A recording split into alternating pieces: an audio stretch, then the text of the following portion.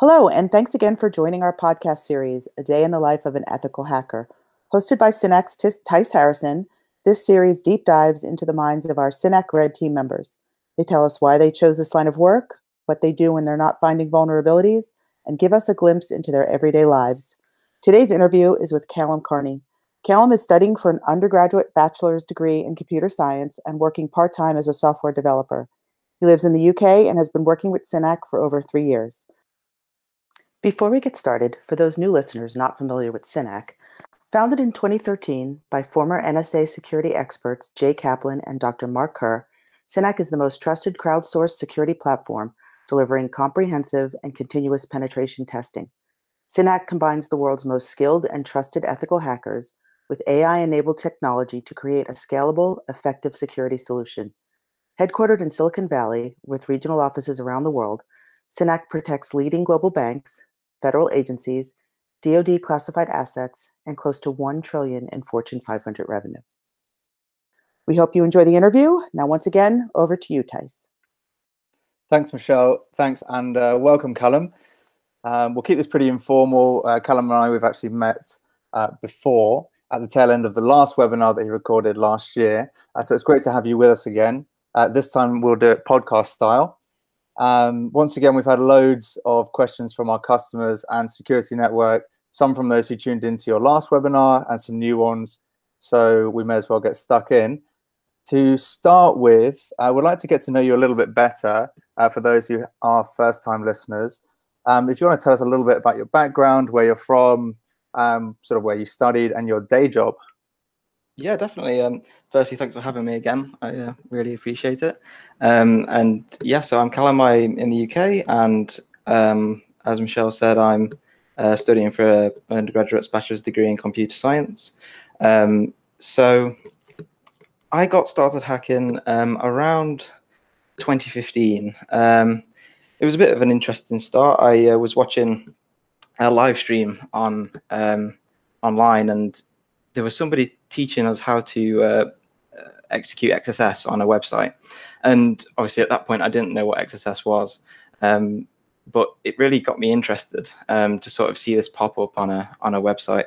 And that's when I started to look deeper into the idea of security, because it's not necessarily something that you sort of think about immediately when you're using a website. So after getting, after researching and understanding what security really means for a web application, I started helping out companies online, and then eventually, when you get to a certain skill point, you can apply to Synack Red Team, and then after joining the SRT, I continue to help customers on the platform. So outside of hacking, I'm really sort of into computers, also programming and things like that, and that is a big aspect of my life as well. So not only hacking. Yeah, and I'm guessing ethical hacking doesn't take up your whole time. Sort of most of your day is, I guess, in your day job. Have you noticed a change from last time we spoke with you in terms of your workload? How you're dividing your time with your job and working with SRT? Yeah, definitely. I think that last year I was working part-time at my job, and now I'm full-time, so there was definitely a balance change in a way, so that I'm more I have to spend a lot more time at work, and then when I come home from work, I'm hacking or doing other things, right? Like, I think when you're hacking, you find that you can't just be hacking all of the time. You have to have a social life at some point, and you have to do other things. So but in terms of the platform as well, since we last spoke, the platform's come on leaps and bounds. There's, especially for SRT, there's also more communication between the red team and the blue team. So, now we have a Slack channel where we can sort of talk to Synack employees, and also, more importantly, talk to other SRT members. So we can kind of, socialize with them and talk about problems that we might be having, or how we can exploit this issue, or just general chit chat with other like-minded people, really. Yeah, and I guess it's quite interesting, as you have moved from uni to doing your You're now doing your placement years, I understand. Do you find that now that there's more of that community vibe, it's easier for you when you do tap into the, the researching side of it to sort of get stuck in again? Yeah, it is. You can sort of see what other people are up to and get an idea of what they're working on. But then also, like I said, actually talk with them if you're having problems or if you need help with sort of breaking a web app, basically. There's not really that much in ethical hacking really where you can sort of go and talk to other hackers. So there are some Slack channels, other Slack channels, but some of them are invite only, or they're not directly related to Synack most of the time. So you don't really get the same sort of conversations that you do on the Synack Slack channel. And sort of touching on that point of having access to different areas and sort of speaking to different people which you have access to, is do you use Launchpoint Plus? Yes, so that was a really great innovation from Synack. I think that you can still use Synack without Launchpoint Plus, but it's a lot nicer to have that dedicated machine that's in the cloud for you to use whenever you want. Prior to Launchpoint Plus, I would be using a virtual machine to kind of keep my work separated.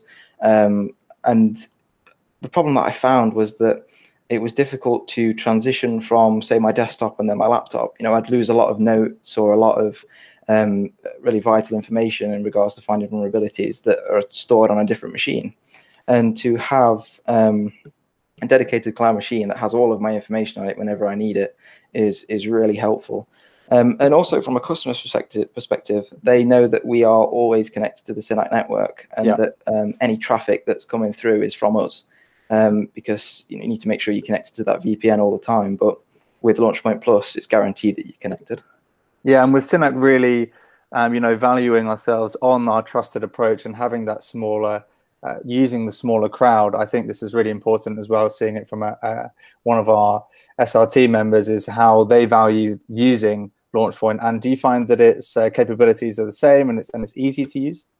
Yeah, absolutely. We have the choice between having a Windows VM or a Linux, so there's still options out there for everybody, and you can install whatever you want on the machine. There's no boundaries really, and I've never had any problems with the resources on the Launchpoint Plus, because to run Burp or any sort of testing tools, you typically need a decent amount of RAM. But those Launchpoint Plus machines have enough for the sort of testing workloads that we have. And so when you get set up, is there any specific way that you like to approach a new target, something you would tackle first, and why? Is there a specific routine that you have?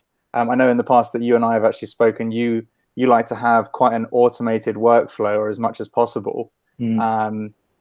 And do you want to maybe touch on that?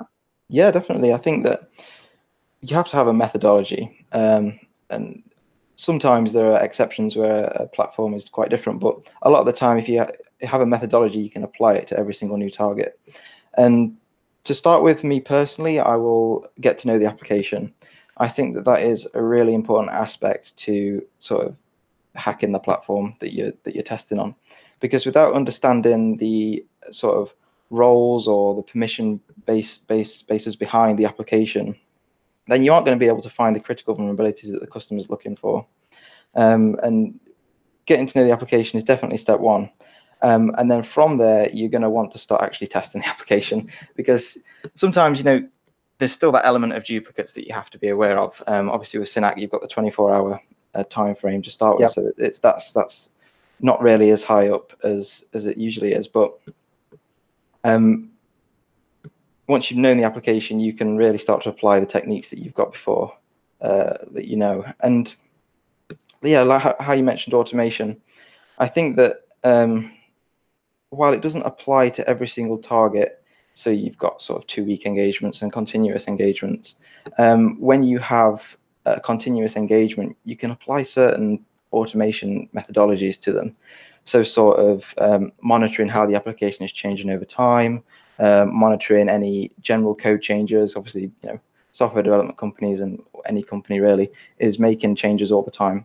So for the SRT to get notified of those changes being made is actually vital, I think, because otherwise you're missing out on potential vulnerabilities.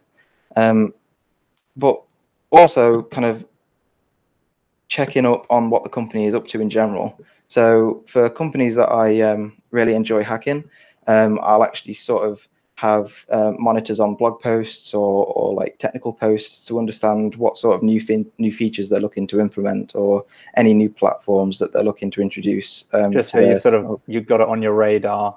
Yeah, exactly. And when it comes around. Yeah, I can see, oh, this X company just released this brand new platform, and a whole platform to be released is a really big thing to test, provided it's in scope, of course. Yeah, but, and I guess as well, when making sure that you're up to date with what they're doing, are you also then throughout the year keeping your tool set, constantly updating that and making sure that you've got it exactly how you like to work as well? I don't know if in that tool set you count, if there's anything else sort of slightly out of the ordinary that you keep that keeps you going throughout the day. Do you need to have specific coffee there with you? Do you have different snacks that you need? Is that also part of your setup? Yeah, I think that being British, I like a good cup of tea. Nice. Yeah, it's got to be the right color. Yeah, it's got to be the right color, and I think without that, you kind of a bit lost, right? Yeah, I think so. I definitely would be without the tea. Yeah, but no, I think that sometimes you just have to kind of sit down and focus on the application. And I think that while it's great to do that, and while it's great to really sort of hack an application and spend a long time on it, you also have to step away sometimes and do other things, because a big thing in sort of ethical hacking or bug bounty or things like that is that you have to be like mentally aware, because there's a big problem of burnout in ethical hackers, and it's something that I've had to overcome, because you can spend every single day of the week hacking, but then by the end of the week you're actually exhausted. You might not have found anything, or you might have spent a bit too much time looking for bugs, and actually sort of recovering from that burnout is a lot more difficult than it is just to take a break for a few days from hacking. Yeah. And I don't think it's something that's really spoke about a lot in ethical hacking. We are people really at the end of the day, and it's something that we do have to take a break and sort of do other things in our lives. Yeah, and I think also one of the aims of this podcast is sort of humanize the idea of making people go away from the sort of preconceived idea of the term hacker as a negative thing, and just give a more positive spin on the reason for ethical hacking and working on our red team. And I guess that also is quite good that you have the option to talk to other people in the community, right? I think since Ryan had joined, you said that it's really improved that, and it's quite nice for you to have that sense of community while you're working. Absolutely. Pre the Slack channel, there wasn't really any way to know who else was on the SRT or really talk to them. Right. You had the leaderboard and things like that, but that's still not a way to directly communicate with other SRT. No. So the Slack channel was really a great innovation, and an addition that I am really happy to see. To the platform, and I think that the platform will continue to evolve. So the introduction of more missions for SRT, because missions are quite a big thing for us, because it's sort of guaranteed income, right? And it's not that this is all about earning money or anything like that, but at some point you have to sort of be aware that this is your time, and that you do have to have a certain level of return on investment really for the time that you're putting in. Yeah, and actually touching on that, so I know one of the questions which is often asked is, what motivates you as an ethical hacker? Is it the kudos? Is it the money? I know last time you obviously wanted to move up the leaderboard. Is that still as important to you, or is it the money, or what sort of what gets you really excited to start on a new target, or on a target? Sorry, it might be an old target as well. Yeah, I think that without the gamification of it all, it's quite a different environment really, because you sort of then just quite closed in if you don't have an idea of I'm close to this, to getting higher on the leaderboard or not, and I think that having that aspect of being higher up on the leaderboard is a a great sort of motivator. But also for me, it's just being able to help these companies secure their data, really. And it's a really noble thing for them to sort of put themselves out there, really, and want other people to hack their platforms, because it isn't necessarily the norm, really, in a lot of verticals. So, you know, in financial industries and things like that, to bring people in is quite a scary thing, I think, for them.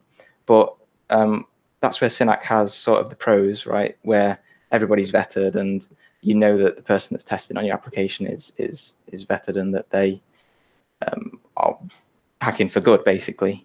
Yeah, yeah. And just moving on to more, what kind of, I know one of our questions is, do you have a preferred technology stack that you like to target? And I know that you also like to talk about that. It's something which interests you. Do you want to touch on that a little bit and expand on what your favorite technology stack to target is? Yeah, I think that with every technology stack, the vulnerabilities are usually the same. There are some special vulnerabilities for certain stacks that have had issues in the past, or, you know, vulnerabilities that have been disclosed. But a lot of the time you find in like XSS or permission-based vulnerabilities or things like that. So while the tech stack can have an effect on the application you're testing, the vulnerabilities you find in, a lot of the time just understanding what you're doing in general, and knowing that you know, what you're looking to find in the application is actually more important than the tech stack. And I think that's where getting to know the application really comes in handy, because once you know an application, you understand potentially how the developers were thinking when they were creating the application, right? Yeah. And a lot of like business logic vulnerabilities stem from you understanding what the application does and what it's not supposed to do, and then you can immediately say, right, okay, this is a problem that not a lot of researchers might not have found, because you have to understand how X feature works and Y feature works, and what the company was actually looking to get out of the application. So yeah, tech stack is important, but not as important as understanding the generals, I think. Yeah. And have you noticed anything changing in the last month in terms of how you've had to approach it, or the sort of the kinds of vulnerabilities that you're finding? I don't think so. I think that with the recent changes of us having to stay at home and things like that, it's kind of stayed the same for me, because a lot of what I do is at home anyway. So, you know, I hack from home and things like that a lot of the time. So kind of transitioning just to working from home and also hacking from home hasn't really changed much. But the one thing that I thought was quite different was actually that there's not much of a disconnect between you finishing work and you sort of doing like SRT work or anything like that, because you still sat at the same computer. Yeah, and exactly. you're like, oh wait, I've been here for like 8 hours already. So you kind of have to remind yourself that you need to take a break, and you can't just kind of stop working and do something else, because you know, when you're working in an office or things like that, you know, you finish work and you go home and then you chill out for a little bit and then you do some hacking. But you know, with working from home, you kind of just move from one thing to another, and yeah, you're already there. You're ready. Yeah, to it's a bit bizarre, really, but you kind of get used to it, and you kind of know that, okay, I need to take like a couple of hours break before I do some hacking or things like that. And you know, it is still an appeal, even though I'm sat here all day at the same computer, because you know, I think I love hacking. Really, it's that's the main driver for me, is that I love doing it. And would you like this to be the new normal, where you can finish work and go straight in, or do you prefer having that separate between, you know, going to work, doing your day job, and then coming back and doing some SRT work? Or do you want to keep it, or do you like that you can just get stuck straight in? You know, it's a great question, because I'm not too sure yet, because this is the first time that I've ever really had the opportunity to work from home and then kind of move into hacking afterwards. Yeah. Because you know, when you're not at work, or if you've got a day off, then you're waking up and you don't have to do work. You can just do hacking and then have the evening off or something like that. So I'm not sure yet, but from my first impressions, I think that I'd actually prefer being at the office, because although I prefer, you know, the no commute time, and you know, I'm in my own place, and Yeah. I've got my own setup and things like that. I think that the disconnect is actually quite important when you've got a job and you want to do ethical hacking. I think that it's an important aspect. Yeah, I think even if you have just that sort of, you can separate the two things as well. It's even from working from home and going to work, whereas moving from the bedroom to the sort of the dining area and starting to work can be a bit of a strange one when it's every day. It's mentally, right? You've switched off from work and you're onto something else now, but you've got that couple of hours in between just to turn off from working and then going to hacking. It's quite different. I forgot to ask you actually whether you prefer continuous or 2-week engagements. Yeah, so definitely continuous. For me personally, just because I can apply my automation to the application, and I can kind of keep an eye on it, keep watching over the application. And while 2-week tests are great and they get results, for SRT, I think that, and also finding critical, like really deep vulnerabilities, because you can still find critical vulnerabilities in 2 weeks, but sure, really, really deep vulnerabilities sometimes take time. And 2 weeks is potentially enough for some of them, but a lot of the time you have a 2-week engagement and then you redesign the application in a few months, and then that 2-week engagement that you just had has gone to waste. So you need a continuous test to be able to continuously apply security to your application, because you don't have a test and then never change the application again. Or in a lot of scenarios, you don't. The application that you usually test, if it's complex, is going to be changing all the time. So that's where a continuous test continues to get results. Yeah, and I guess as you've mentioned before, you like working on sort of big targets and ones that you have a history with, because you can you kind of know how you can anticipate how it's been developed, and you've got sort of a pre-knowledge of what you're going to find, right, or what you're looking for. Absolutely, yeah, and you start to see patterns really, sort of how one bit of the application was developed and another. You can almost tell that there was a different person that developed this, especially in sort of small applications with potentially less developers. Oh, because really? One developer might have a certain style where they use like camel case, so lowercase first and then uppercase, or another developer might have a different style of writing like endpoints or code, and you can kind of get to know that these weird nuances in the application that actually come in handy later on when you're trying to find vulnerabilities. And that only really comes from actually sitting down and testing and playing with the application. Yeah. And actually, for anyone out there that's thought of going into ethical hacking as a career or doing it on the side, would you recommend it? And if so, what advice would you give to future ethical hackers? I would absolutely recommend it. I think it's so much fun for me, at least, and that compared to sort of 2015, which when I got started, there's so much more resources for you to access. The amount of content online and the amount of published bugs that people have put out there, whether it's on blog posts or on presentations or events, there's so much content for you to sort of get started and understand what ethical hacking is all about, really. Because while everyone's motivation is different, at the end of the day, you're all working to secure an application. And I think that's what you have to understand. And I think another thing is that you have to have a sort of a love to do it, really. While you can force yourself to test an application, without that sort of that fire, where you really want to help secure an application or you really want to do it, then you're not going to get very far, I don't think. Yeah, and I think as you do it in waves, like you said, you sort of have some time on, give yourself the time off, and constantly stay, excited to do it. It keeps it gives you a more enjoyable workflow, right? Yeah, definitely. I think the excitement of it is important. Even this many years down the line, I'm still excited to do what I do. I'm still excited when I see a new target come online and I get to hack it. It's something that never really goes away. And not to mention the feeling you actually get when you find a vulnerability. It's pretty special.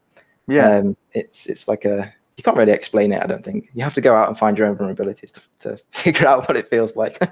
Yeah, and I'm hoping from this, you know, the InfoSec world and CISOs can sort of understand more from an ethical hacker's perspective, you know, the reasons why they do it, and allow them to understand that trust is there, especially with Synack's platform. You know, I know that you like helping people, and you'd probably like to show that, or hopefully this gets to the CISOs, you know, with whom you're helping. Yeah, I think that the CISO aspect is quite interesting, because it would be an interesting aspect to get to know what they think about Synack and how it has impacted their organization, right? Because at the end of the day, someone's had to convince a CISO or somebody high up to allow hackers into their organization in a way. Obviously, they're trusted and they're not typical hackers, or black hat hackers, I should say. But it's such an interesting thing, especially in verticals like fintech or anything like that, where it's quite set in its ways in a way, you know, old school sort of thing. Yeah, and do you think, so you obviously think as well that there is a really important aspect of having both human and automated machine intelligence as well. Having the human aspect is very important. Yeah, I don't think that scanning tools can do what we do. While they can help us to do what we do, I don't think that they can do everything. Yeah, so, I guess if they could, we wouldn't be speaking today. Yeah, exactly. We wouldn't be here talking. We would Synack would be a scanning tool company, you know. Yeah. And you know the world would be free of vulnerabilities. But yeah. I think that while tools are a useful thing, they're only useful for certain scenarios, and they're quite difficult to program logic into. And even if the logic is in there, it's quite specific to a certain company's application. It's difficult to make it generic because of the tech stacks and because of how other people program applications differently. You can't really have a one tool does it all, you know. So you've got the burp scanner, which finds bugs, but it doesn't find the bugs that we find. Sure. They're more logic-based vulnerabilities, really. Yeah. And lastly, is there anything else that you would like to add before we end? Anything that you want people to get from this? I think that they shouldn't be afraid of hacking. From a person who wants to get into hacking, I think that people shouldn't be afraid. They should want to jump in. And for anybody who is listening who wants to get started with hacking, there are excellent resources on Portswigger's website. That's Portswigger Security Labs, I think. And then there are tons of blog posts out there, especially ones on I think it's Pentester blogs, something like that. There's a list of every blog posted every single year, and they're really useful resources. But then also to a sort of from a company aspect, really, that you know companies shouldn't be afraid of actually taking the leap and potentially looking at allowing ethical hackers into their organization, because it's especially with Synack, it's not something you should be afraid of, because everybody's vetted. You know, I know the process I had to go through. Yeah. So if everybody else has gone through that process, then I'm pretty sure they're going to be okay. You were in waiting until your 18th birthday, right? Yeah, I was in on my 18th. Well, the process started on my 18th birthday, as early as it could. You know, I was pretty keen to apply my knowledge to the programs on Synack, and I think it's been a something that I would never change, really. I don't think I could imagine myself not sending that original email to apply. Yeah. No, and well, Callum, thank you so much for joining us. It's been really fun to catch up with you again, and I hope from this episode listeners start to build a better picture of our Synack Red Team members. You know, we love your story as well, and would love to have you on again. I hope also the listeners enjoyed the episode as much as we've enjoyed having you, and we look forward to having you back and having the listeners back again. Yeah, thank you very much. Cheers, thanks. Thanks.